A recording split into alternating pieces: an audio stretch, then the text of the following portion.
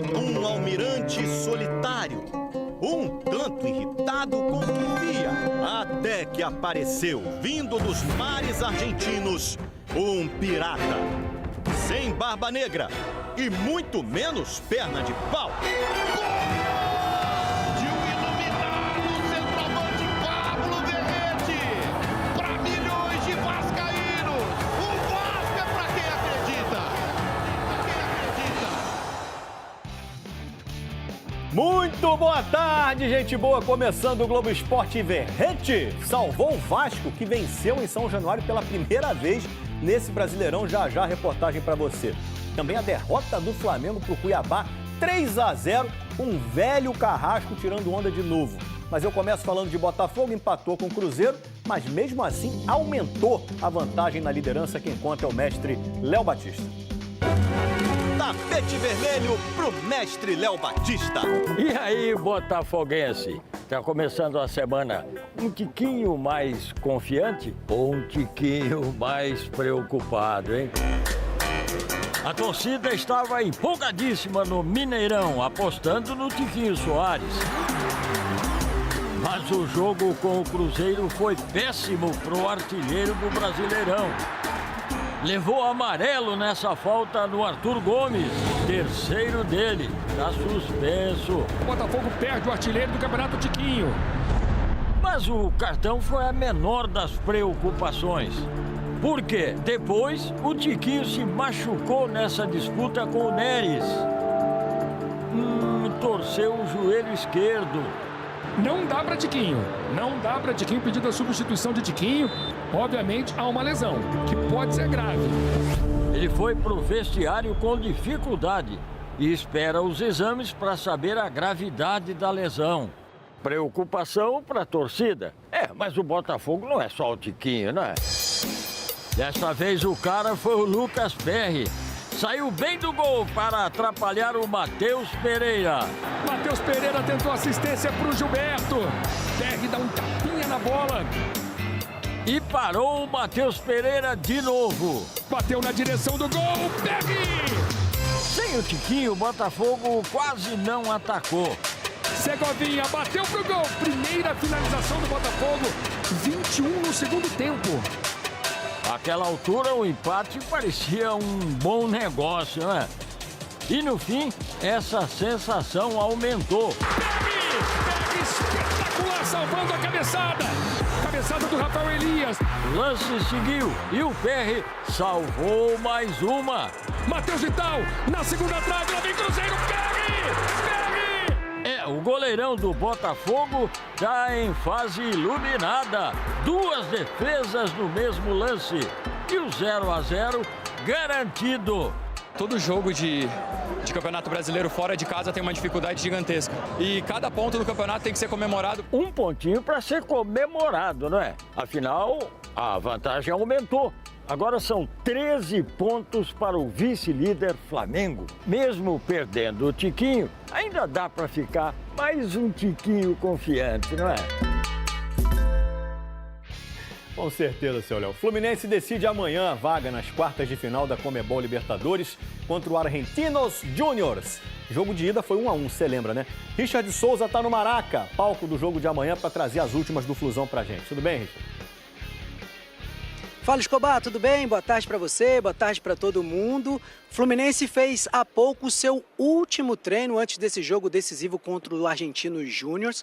E depois do empate na Argentina, quem vencer amanhã aqui no Maracanã se classifica. Em caso de novo empate, aí a vaga será decidida nos pênaltis. No sábado, aqui mesmo, o Fluminense derrotou o Palmeiras por 2-1 pelo Campeonato Brasileiro.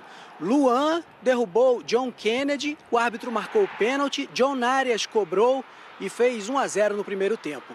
No segundo tempo, John Kennedy fez o segundo do Fluminense. No último lance do jogo, o zagueiro Gustavo Gomes diminuiu para o Palmeiras. O Fluminense é o terceiro colocado no Brasileirão. Para o jogo de amanhã, Marcelo está fora, cumpre suspensão, ele foi expulso no jogo de ida. Diogo Barbosa será o substituto. Expectativa de 60 mil tricolores aqui no Maracanã, Escobar. Vai ser um festão. Um abraço para você, Richard Souza. Seguimos. Paulo Turra não é mais técnico do Santos que já anunciou o novo, é o Diego Aguirre. Já o América Mineiro mandou embora Wagner Mancini depois da derrota para o Bahia. Bora ver os gols então? O jogo foi em Salvador. Quem fez 1-0 foi o Bahia. Caneta do Camilo Cândido. Everaldo fez 1-0 Bahia. Empate do América, Benítez, aquele cara do Vasco.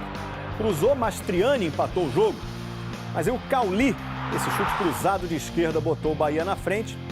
E depois o Bahia ainda faz mais um com o Rafael Ratão. E aí já Coritiba e Bragantino, sorriso, alegremente deu a vitória ao Bragantino 1-0.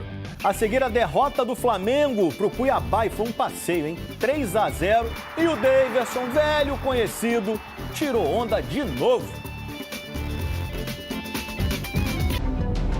Obra-prima! Uma jogada tão bonita que o autor ganha uma caricatura do nosso cartunista Mário Alberto. Valeu, obrigado. Inacreditável Futebol Clube! Aquele gol tão perdido que merece uma camisa. Você já deve ter visto aqui no Globo Esporte, né? Uma de cada vez, hein, Hulk? Porque 2 lances assim com o mesmo jogador é inédito. Golaço! Inacreditável! O São Paulo recebeu o Galo e o Lucas Moura e James Rodrigues receberam o carinho dos tricolores no Morumbi. Mas só quem estreou foi o Lucas, e mal. Já eu explico pra você. Não adianta, o dia era do Hulk. Hulk partiu, bateu pro golaço! Hulk! É o nome do canhão! Uma obra-prima. Uma bola atingindo 94 km/h. Depois, o estreante Lucas Moura cometeu pênalti no Patrick. Pavon converteu 2-0. Poderia ter sido 3 se o Hulk não tivesse perdido essa chance. Que isso, Hulk? Eu não tô acreditando. Será que ele vai caber a camisa do Inacreditável Futebol Clube no Hulk? É, Hulk. Estamos aqui confeccionando a camisa GG e o Mário Alberto vai fazer a caricatura também. A obra-prima e o manto do IFC esperam por você.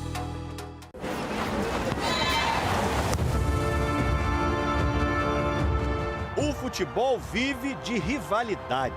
O Flamengo faz parte de muitas delas. E uma, especialmente, vem se tornando um pesadelo para a torcida. Flamengo contra Daverson. Eu sei que na euforia ali, a gente às vezes passa do limite. Ó, o Daverson empolgadão comemorando o gol. Apontou para a tatuagem da Libertadores. Lembra? 2021 foi quando essa rivalidade começou. Falha do Andreas Pereira, gol do Daverson. Palmeiras campeão em cima do Flamengo. Hoje eu venho aqui falar o contrário do que a gente já estava esperando. Eu respeito muito o Flamengo, fico muito feliz pelo meu gol, em cima de uma grande equipe. Esse gol foi o terceiro do Cuiabá. Arena Pantanal lotada, mais de 33 mil torcedores. E um primeiro tempo de muita pressão. 11 finalizações do Cuiabá contra 2 do Flamengo, uma delas do Pedro. Bom, aqui eu vou acelerar para explicar rápido. Ele voltou depois de se recusar a aquecer, ser agredido pelo preparador físico, que já pediu demissão, não treinar e ser suspenso pelo clube. E com 30 segundos do segundo tempo, Matheus Alexandre apareceu sozinho na cara do gol. Afastou errado Davi Luiz. Matheus Alexandre, liberado. Domina, bate alto, vence Matheus Cunha. Tava fácil entrar na defesa do Flamengo. Cleison tabelou com o Daverson e fez o segundo. Cleison limpou, pode fazer o segundo! Jogada bem trabalhada, jogada construída. Luiz Araújo parou na defesaça do Walter. Trouxe pra canhota, bateu no alto, espalma Walter! Cuiabá tava soltinho. E aí começou o show particular do Deivinho. O Daverson é figuraça, mas joga a bola, hein? 3-0 Cuiabá, 8º dele no Brasileirão. Que jogada faz o Wellington, hein? Depois que o caminho foi construído, tapa para deixar Daverson dentro do gol. Flamengo segue vice-líder, só que a distância para o Botafogo aumentou para 13 pontos. Podia ser menos pior. Só que o Pedro demorou a chutar e aí resolveu dar de calcanhar. O Pedro foi com a condição total para descontar e pareceu até excesso de preciosismo do Pedro. Ó. O Flamengo só venceu 1 dos últimos 5 jogos no Brasileirão. E o Sampaoli, que poupou alguns jogadores, deu um recado. Tivemos que rodar muitos jogadores. Tivemos que rodar muitos jogadores, mas isso não justifica. O Flamengo tem que ter a mesma disposição e atenção dos jogos eliminatórios. Hoje, lamentavelmente, o time não competiu como merecia. Já, Verratti estreou fazendo o gol da vitória do Vasco em cima do Grêmio. Como fazer com que o vascaíno se esqueça de tudo o que passou e continue acreditando? Passa na boca do gol! Como transformar o silêncio de um estádio vazio em esperança quando nada parece dar certo? Fica com o grito de gol entalado na garganta o torcedor cruzmaltino. Tem dias em que a maré vira a favor. O Vasco é pra quem acredita! Foi mais um jogo sem torcida em São Januário.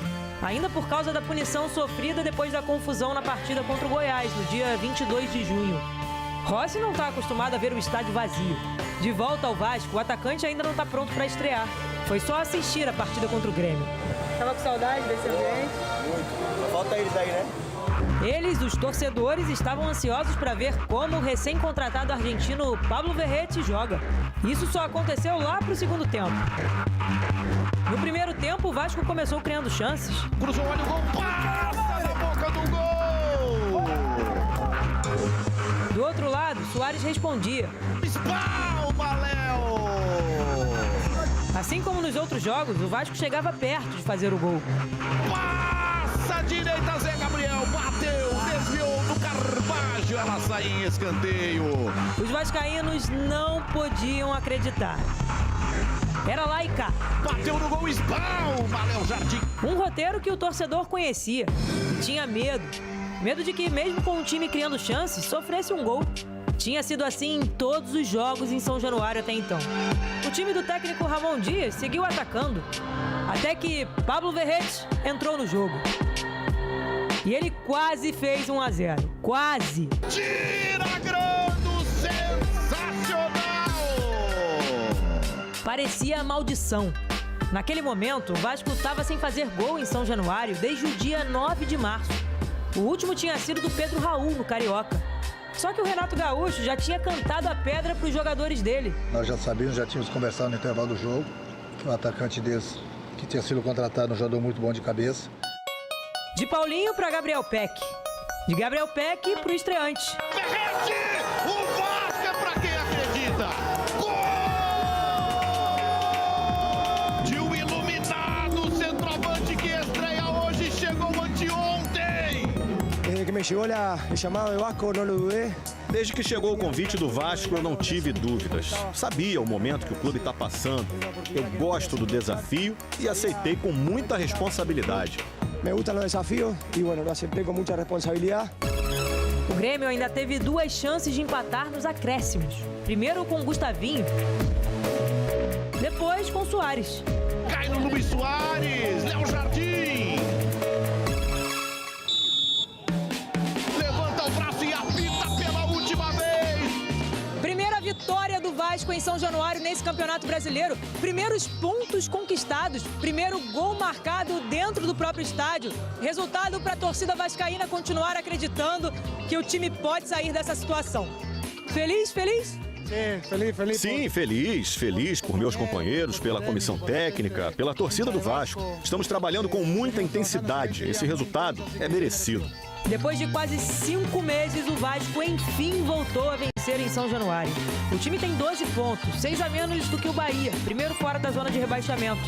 Pelo menos por agora, Verratti acalmou os corações vascaínos. E o do Ramon Dias também. Teve 2 chances muito boas, muito lindas. Podia ter feito 2 gols, mas estamos felizes que ele nos deu a vitória. Se o placar tivesse sido 0-0, a torcida já estaria satisfeita. E com as esperanças renovadas. Primeira vitória do Vasco em São Januário depois de 8 jogos. Está a 6 pontos de sair da zona do rebaixamento, mas falta jogo pra caramba, né? E olha, uma última notícia, Neymar avisou o Paris Saint-Germain que quer deixar o clube, quer vazar. Quando será que ele vai, né? Boa tarde pra você.